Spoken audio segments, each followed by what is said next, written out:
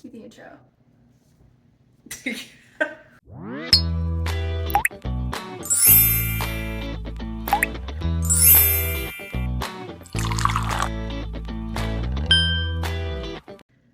Hello lovelies, welcome back to our YouTube channel.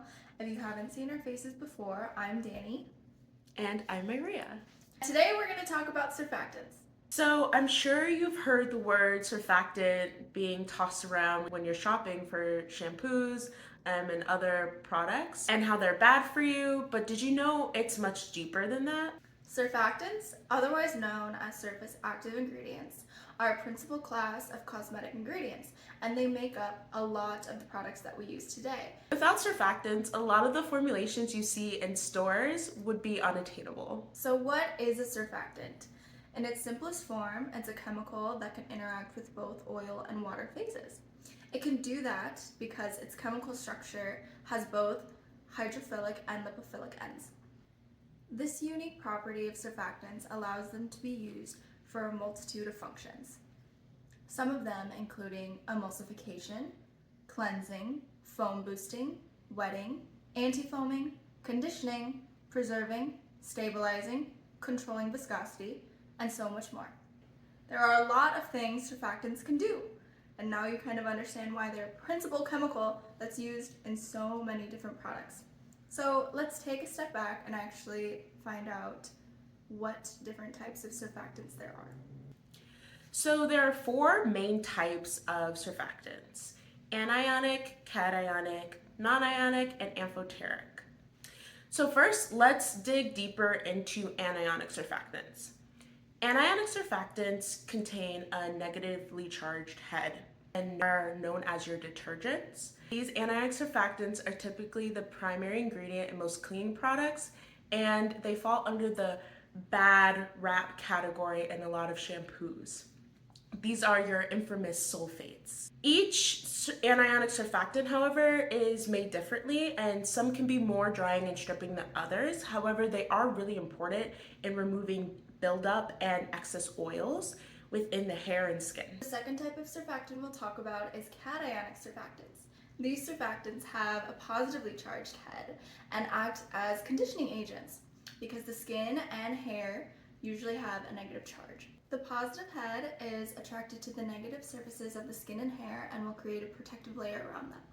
This is beneficial for the skin and hair as it can reduce moisture loss, reduce friction between hair strands, and aid in detangling while strengthening the skin's natural barriers and aiding in active ingredient delivery. So the next type of surfactant is an amphoteric surfactant. So these amphoteric surfactants actually contain both a negative and positive charge group. They typically are less harsh than anionic surfactants when used in shampoos, and they have a wider range of compatibility with other types of surfactants. The last class of surfactant we'll talk about today are non-ionic surfactants. These surfactants have no overall charge, and their surface activity can be attributed to their alcohol, PEG, or ethylene oxide functional groups. This type of surfactant is the most widely used and, similar to amphoteric surfactants, is very compatible with different types of surfactants. Now that you guys know and are introduced to the different types of surfactants, let's go deeper into what they do and how they work. While there are a lot of things surfactants can do, let's go over the three main uses. So the first use of surfactants is cleaning and cleansing. Surfactants, due to their hydrophilic and hydrophobic duality, are really good for cleaning and removing dirt from surfaces. The hydrophobic tail will attract the dirt and buildup and grimy residue, and the hydrophilic tail will attract the water and allow that dirt to be washed off and removed from the surface.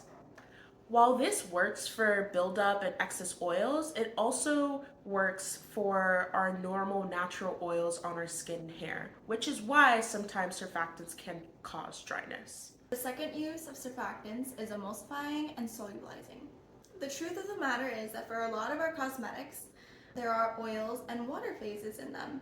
So if oil and water don't mix, how is it that we can make these cosmetics? And that's through surfactants. The lipophilic and hydrophilic duality of surfactants allows phases to be encased in one another, While the surfactant helps the oils and water phase stay together, they'll eventually separate over time. So how do surfactants emulsify things? With the help of surfactants used for emulsification, we can create two types of emulsions, a water and oil and an oil and water.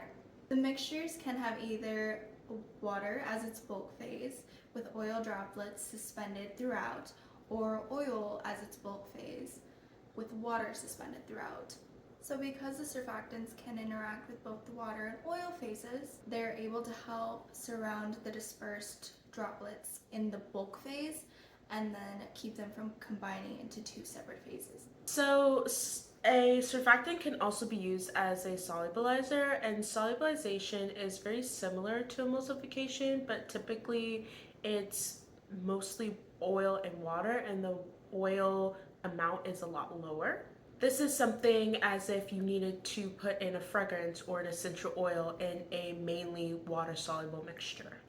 You would add a solubilizer to add these additional fragrances, essential oils, without sacrificing the clarity or the stability of the system. Basically, a solubilizer will help those small amounts of oil stay uniformly dispersed throughout the water phase. If you want to know more about the differences between emulsifying and solubilizing and just kind of getting better understanding of them, leave some comments below and we can definitely make another video. So the last of the big three uses of surfactants is wetting. Wetting is the ability for a liquid to spread out onto a surface. So imagine taking water and pouring it onto a countertop. It will spread out along the countertop very easily. But also picture throwing water onto a really hot pan. You'll see it kind of curl up and ball into tiny little balls and not really spread along the surface. These surfactants can allow liquids to act more like the countertop example and spread more easily. Surfactants do this by reducing the surface tension of the liquid. The surface tension is correlated to how easy it is to break through a liquid surface. Some liquids are very cohesive, meaning that their individual molecules are very attracted to each other and making the surface tension a lot higher. Surfactants help increase a substance's ability to spread, which can be really helpful for the application of different products in skin and hair care and cosmetics in general.